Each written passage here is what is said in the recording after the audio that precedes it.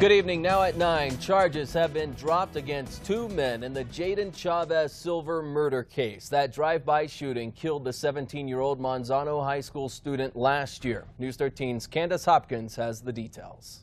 The district attorney's office has dropped the charges against 2 men, 22-year-old Donovan Maez and 21-year-old Christopher Cruz. Maez and Cruz were the first 2 people charged in the June 2015 case. They were accused in the shooting that occurred during a party at a home in the Northeast Heights. Jaden Chavez Silver was hit while standing in the kitchen, but police never believed he was the intended target. Instead, they said the shooting was in retaliation for a fight at the same home a few weeks earlier. The DA's office said today they do not believe it's appropriate to continue prosecuting Maez and Cruz based on the evidence they have, but it's possible the charges could be refiled. We spoke with the public defender representing Christopher Cruz. He says there was never any evidence linking Cruz and Maez to this murder, and they never should have been charged. Someone, we still don't know who, came up with the story that Chris Cruz and Donovan Maez were involved in this, and for some reason the detectives just seem to take that as a given. The DA's office wouldn't elaborate on why they made the decision to drop the charges, but they say they consulted with Jaden Chavez Silver's family before they made that decision. Jaden's mom released her own statement today. She says the family was not consulted, but instead informed of this decision. She says her family is in, quote, utter shock. Candace Hopkins, KRQE News 13. 19-year-old Dominic Conyers and 16-year-old Nicholas Gonzalez are still charged in this case. A daughter is accused of stealing from her own elderly mother while the mom was hospitalized. Deputies say 68-year-old Judy Bivens took everything from her mother while the 91-year-old was in an Albuquerque hospital. When her mom was released, she found her apartment empty, her car missing. According to the criminal complaint, Bivens also drained her mom's bank account, stealing $13,000 from her own mom. Deputies say Bivens gave that money to a boyfriend, the car to a friend, and they say she took everything else to her own home in Texas. Tonight, she is in jail charged with embezzlement. Tens of thousands of cannabis patients in New Mexico have expired medical marijuana cards. The Department of Health says it may be months before they get new ones. News 13's Marissa Lucetto reports on what's causing the backlog. The New Mexico Department of Health says it's a recent influx of patients applying to the program that's causing the delay. I think really what our message is to patients who know that they don't have, whose card isn't up to date at this time, they should really contact their medical provider to see if they can find some other form of relief until they get their card. The Department of Health says right now it's taking up to 60 days to process applications for patients applying and renewing their medical cannabis cards, when it should only take about 30 days. They say within the last year they've had nearly 10,000 people apply for the program. According to the state, nearly 25,000 people are already enrolled, but patients say the Department of Health is putting them at risk of breaking the law. So you're either stuck not having medicine, or you're put back in the uncomfortable position of dealing with a gray area and, you know, am I a criminal breaking the law to get my medicine?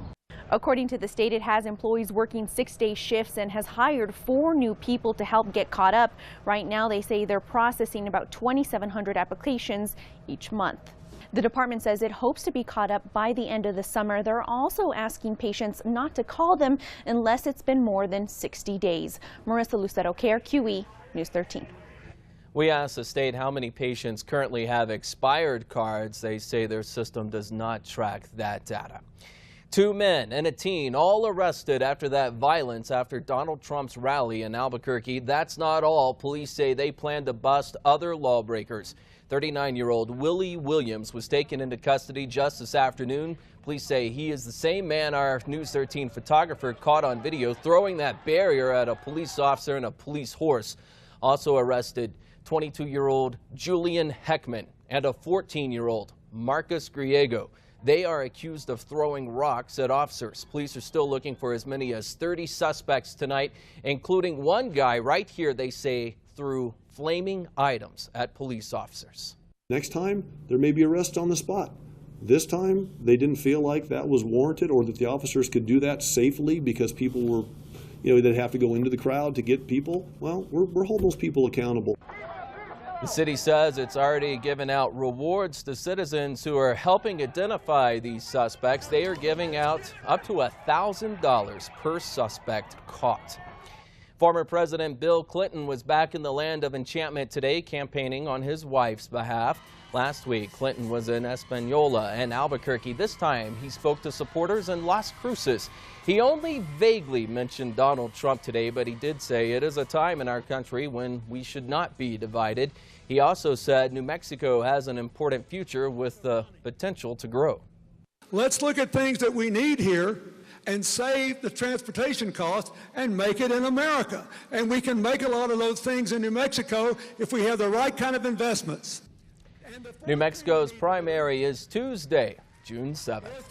A candidate running for the Bernalillo County Commission has been called out for where his campaign signs have ended up. News 13's Madeline Schmidt shows us tonight what's made some people mad. Well, just hours ago, a sign was attached to this utility pole, and that made someone mad. Now Robert Chavez is having to take down signs all across the South Valley. Robert G. Chavez. I'm running for county commissioner for District 2. Wants his name on every corner. He's locked in a four-way race against Breaking Bad actor Stephen Michael Quezada, Adrian Pedroza, and Patricia Pais. But the retired Albuquerque police sergeant, or at least his campaign signs, are on the wrong side of city campaign law. They cannot be within the public right-of-way because we don't want to cause any sign clutter, confusions to drivers, especially around intersections and things like that. Like this one that a viewer showed us. The Chavez poster competes for attention with the warning arrow for drivers. We found Chavez's circle signs tacked to utility poles on streets like Sunset. The city ordinance says those are a no-no. You can't place political signs in arroyos, on bridges, or in medians either. I do apologize if somebody got offended because of a sign. Chavez says he knows his signs shouldn't be there, but he wasn't the one who put them up. I can't keep people from doing something, that I wasn't aware of, but I do appreciate what my campaign is doing, what the people are doing, and the efforts that they put forward. He says he'll take them down, a tedious task. Quite frankly, I'm a little bit surprised that someone would be concerned about a sign when there's so many other issues within this community that need to be dealt with.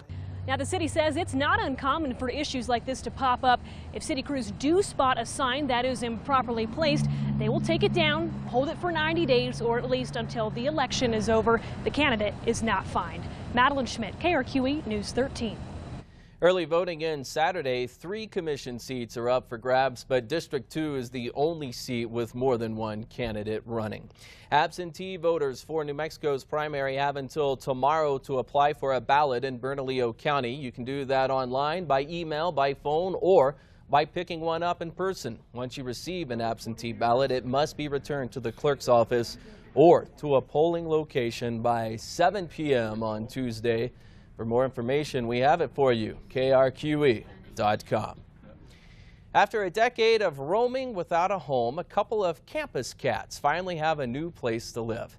These 2 cats strolled around UNM for the last 10 years, greeting students and faculty throughout the day. Living in a wooden shelter for 6 years, some UNM staff decided to step in.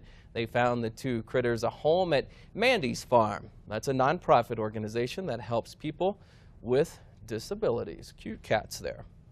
If you want to work at a school, APS is hosting a job fair. The district is looking to hire regular and special ed teachers as well as substitutes and school nurses. More than 50 APS schools are expected to participate. If you are interested, you're asked to fill out an online application first. The job fair will be held tomorrow at Cibola High School. We have details for you on our KRQE News app. A show in the sky has many folks asking, what was that? See it for yourself tonight. The flash that brightened the southwest sky this morning. Tonight we have some answers for you. And we're in court for our top story at 9:30. A Santa Fe deputy accused of murder.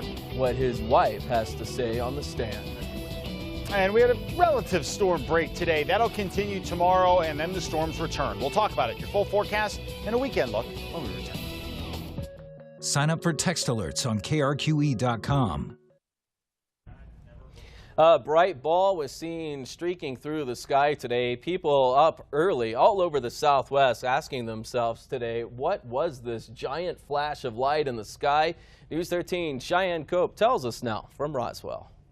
Around 5 o'clock this morning, a huge fireball shot through the sky, visible from California all the way to here in New Mexico. It's a sight that caught a lot of people waiting for the sunrise off guard. All I saw was a bright light. I turn around and I see another bright light, and then I just seen like it go down. Astronomers believe a meteor hurtling through the sky. Some of the flashes were so bright they lit up the sky like midday. Astronomer Thomas Ashcraft caught the meteor on camera. It was super bright, so this size of fireball is fairly uncommon. Most sightings of the meteor have come from Arizona, primarily around Phoenix, but Ashcraft says there have been more than 200 reports from as far away as California. Tony Rodriguez was working this morning in Alamogordo when he saw the bright flash of light. Making sure his eyes weren't playing tricks on him, he checked this video on his work security camera. You just don't know what to expect, you know. You kind of think all kinds of silly things, I'm sure, you know. Astronomers are still working on verifying that it was a meteor and where it came down. Where it landed, who knows, or if it did land. So we're just waiting for more analysis right now. Along with that bright flash of light, some people reported hearing a loud boom and even seeing trails of smoke. In Roswell, Cheyenne Cope, KRQE News 13. People in Utah and Colorado even reported seeing that huge fireball. Always impressive to see something like that. Yeah, no doubt. We even got some emails here into the station, too. Not only the ones Cheyenne was talking about, but some of the Weather Center. Everybody thinks, you know, hey, let me talk about the meteorites with the meteorologist. Oh, it's yeah. I don't know what's going on with them, but it's always cool to see them. Yeah, definitely. Although I'm just happy to see a shooting star. That's a good point. That's a good point. By the way, you ever have that friend who you think is your friend, but you find out he's really not? Oh, like a two-faced friend or something? Yeah, sort of. I mean, this is kind of that guy. Or the your buddy right here, friend? this guy. Oh. Can you imagine how much that hurts? Is that a real person there? It Yes, looks like, I know. He is. looks like he's planking now. So, yeah. But look at this. Watch how just straight onto hardwood. Oh. Come on. And then this guy, you could just, everybody's had that guy. Everybody knows that guy.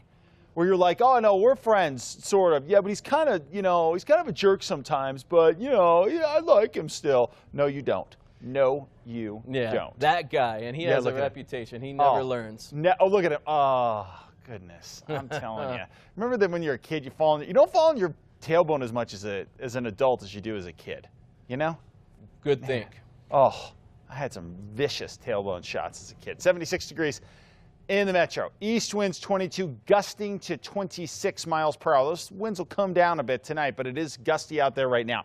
50s and 60s off to the north, some 70s here in central sections, 50s, 60s, and 70s down to the south. Satellite and radar showing that we have storms which formed off the mountains today and came racing to the south, but nothing that formed in the right position to give Albuquerque some showers. We had that yesterday, but we didn't see it today, but it is one of those things that we're going to watch for throughout the summer here, and it's a real key because when we talk about that storm motion from north to south, it's usually very good for the Albuquerque and Santa Fe metro areas. And the reason why is you form those storms off the northern high terrain, and that steering flow pushes them straight down into the metro areas, and that can be a really good way to get thunderstorms going across the Albuquerque area. We saw that yesterday. We saw some go through Santa Fe and some go right through Albuquerque. In fact, a severe thunderstorm that pushed through yesterday created that hail, very gusty winds, and the heavy rain, which ended up leading to about 3/4 of an inch of rain across the city here. So it was a good setup yesterday, but just watch that north to south deal. When we talk about that throughout the summer, when we get the monsoon flow going, that's usually a time when we're talking about some pretty good rain for the Albuquerque and Santa Fe areas. As far as tomorrow goes, though, we start to edge in high pressure. We start to dry out the atmosphere, so we won't see as many showers. Now, that drying trend will last about a day or so. Then we grab another cold front, start to bring it in, and we could well be looking at more scattered showers, central and eastern sections on Saturday here. And the reason why is, yes, we're still going to have high pressure just to our west, but we're going to sneak this cold front at the surface underneath and recharge the atmosphere with some moisture, so we'll get a chance at some showers. Now, what areas should you watch? Well, I'd watch the east slopes of the northern mountains and the northeast. Both these areas could do pretty well for some sneaky showers across at least those areas of the state. And yeah, we could grab a quick shower out into the East Mountains too. So just pay attention and realize that we could have a few showers. It's not going to be a particularly wet weekend, and definitely not all that wet out to the west. But if you're out east, you get that renewed chance of showers. And you guys have really been seeing most of the action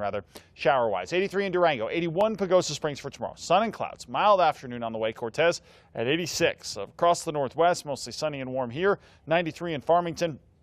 86 in Cuba and 88 in Grants. Across the southwest, partly cloudy and warm. 95 Socorro, 93 Las Cruces, Deming, and Lordsburg. High 90s for tomorrow. Won't get quite that warm across the southeast. High 80s around Artesia and Carlsbad. Low 90s. Roswell, Fort Sumner will be in the high 80s. We're looking at temperatures for the most part in the 80s across the northeast with a shot at showers late Saturday into Sunday. 69 Red River, 79 Chama, and 83 in Los Alamos. Out to the East Mountains, partly sunny and mild here.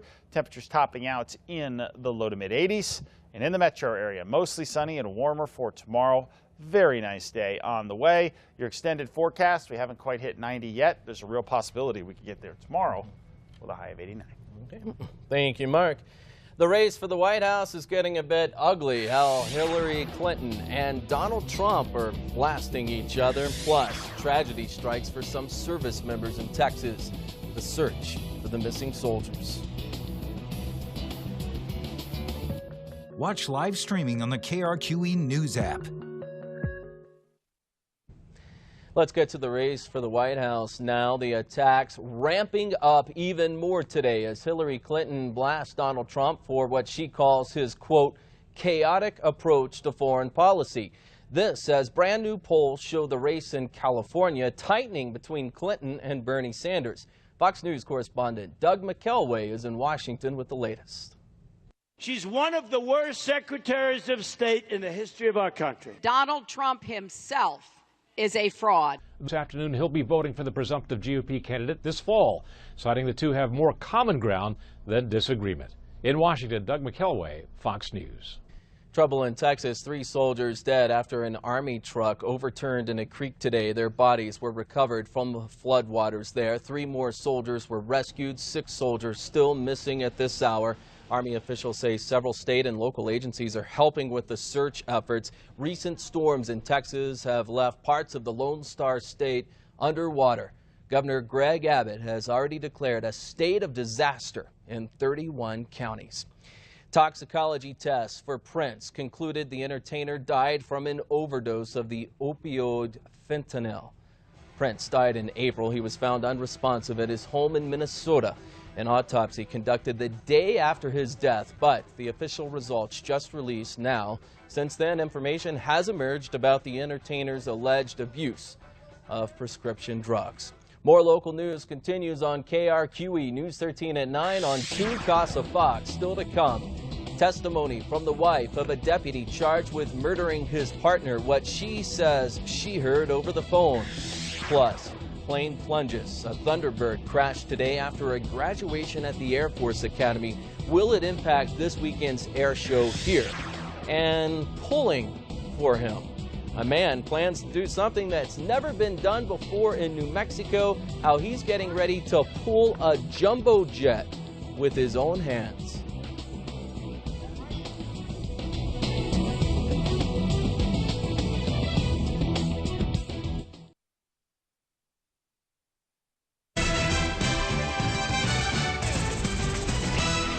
Good evening. The night Santa Fe County Sheriff's Deputy Ty Chan shot and killed his partner. His wife was on the phone with him. Today she described those frantic moments. News 13's Haley Rush reports from Las Cruces. Chan's then girlfriend and now wife was on the phone with Chan when she says she heard another man's voice in the background. And then I heard, open the door, open the door. You're not going anywhere. Open the door. Chan's wife also told the jury she heard the same person say, quote, nobody is going to jail. We're not getting arrested.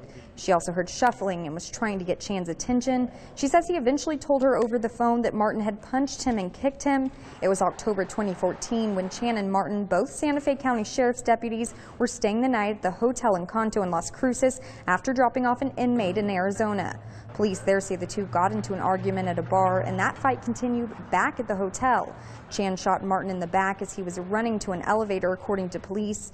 Chan's wife said today before she heard gunshots, she believes Chan said the last words. And after that, I heard what I thought was Ty saying, please no, please no. And then I heard 2 shots. Prosecutors fired back, saying she wasn't 100% sure Chan was the one who said those words. They added that she mentioned the voice was not clear and muddled. The state rested its case today, and the defense started calling their own witnesses. Closing arguments could begin as soon as tomorrow. Haley Rush, KRQE News 13. Chan is charged with first-degree murder. The defense says Chan shot Martin in self-defense. An Albuquerque woman accused of hitting and killing a bicyclist was in court today. 24-year-old Jenna Conklin is charged in the death of Cyprian Pratt. Police say she hit him with her car near Central and Broadway Tuesday night. According to the criminal complaint, she admitted to drinking a beer, taking a shot, and taking Vicodin earlier in the day. Today in court, the judge made it clear that she had to stay away from drugs and alcohol. I don't care if you have a doctor's prescription. You are going to have to figure out how you're going to clean yourself up and get yourself together so that when you're released from jail, you can be compliant with the laws of the state of New Mexico. The judge setting her bond at $50,000 cash or surety. A vicious killer who murdered a woman and her 1-year-old son did not get his way. The state Supreme Court upholding his conviction. Jesus Arredondo Soto was convicted of stabbing Eurico Santana Hernandez 26 times and slashing her son's throat in their South Valley home back in 2010. Prosecutors say he planned to rob her but ended up killing her. He argued his conviction should be overturned because he said that prosecutors presented autopsy pictures showing the child's bloody body even when he objected. He also claimed there was insufficient evidence. The Supreme Court rejected every single one of his claims. A man is behind bars tonight accused of driving away after a Memorial Day horrific hit and run. 53-year-old Eloise Armijo was riding her motorcycle in Española on Monday when a truck pulled out in front of her. That driver took off. Armijo died. Tips led police to 55-year-old Michael Archuleta from Rio Arriba County. He is charged with leaving the scene of an accident and tampering with evidence. Police say Archuleta hid his truck. Detectives are still looking for that 2005 gray or silver Chevy Silverado pickup. Burning rubber on the ground. In Roswell, police say they know who the arsonist is. They say 55-year-old Michelle Lynn Lee set her ex-boyfriend's truck on fire. That truck was outside that man's apartment when it was torched last month. Police say Lee also goes by the name Michelle Harvey. Sometimes she goes by Michelle Taylor. They've identified her. They just don't know where she is. So call police in Roswell if you have any info. Could we see some more showers as the weekend gets closer? Mark Ronchetti is live in the Weather Center with the answer. Mark? Aaron, in the near term, we're not going to see a lot of weather action, meaning tomorrow, but things will improve on the shower front over the weekend. Here's the view from the top of Sandia Peak, and you can see the cloud structure today, not nearly what it was yesterday. They were not really the vertical nature of the clouds that we saw yesterday. Most of what we saw coming in today were fair weather cumulus clouds sort of sliding their way across the city, so no major league issues, although we do still have a couple sprinkles down across the southern portion of the state. We had a few storms form off the northern mountains, but not the kind of crop that we saw yesterday. So we will continue to see more showers toward the weekend. And we had a really good setup here over the past couple of days for eastern New Mexico. Remember, we had that cold front work its way on through, the weather disturbance track its way across to our south here, and the combination of those things led to a very, very beneficial couple of days across the east. Take a look at some of these numbers. Raton, 1.48 inches at the airport there. 1.38 Tucumcari. Clayton, almost 2 inches. Clovis, more than 4 inches of rain. Clines Corners, over a ½ inch. Ruidoso, over a ½ inch of rain there. Here in the metro area, not bad. Remember, we had that one storm that came shooting through, as is usually the case in New Mexico during the summertime. We see pockets of good rain even throughout the city, while other areas don't do quite as well. West side, almost 3/4 of an inch. Sunport, not nearly that good, but Nob Hill, about 1/3 of an inch, and up into the Heights, close to 1/2 inch. So not bad at all with this pattern over the past couple of days. 76 degrees in the metro. It is gusty wind-wise out there. East winds at 22 miles an hour. 60s and 70s to the north, down to the south. 50s, 60s, and 70s. Today's highs got pretty warm, but we still haven't hit 90 in the metro yet. We will likely get there over the next couple of days, though. 70s and 80s to the north, down to the south. 70s, 80s, and low 90s. We are seeing the clouds dissipate a bit across the area tonight, and high pressure is sitting to our west. So what will happen is the high will edge its way closer. We'll see very few showers across the area for tomorrow. And into the day on Saturday, we start to see those spot showers develop across the northeast thanks to a cold front sliding its way on in late Saturday into Sunday, and that will continue to trigger showers once again across eastern New Mexico. We're bringing down the fire danger nicely, and over the northern mountains, we're keeping those areas very wet too, so no major league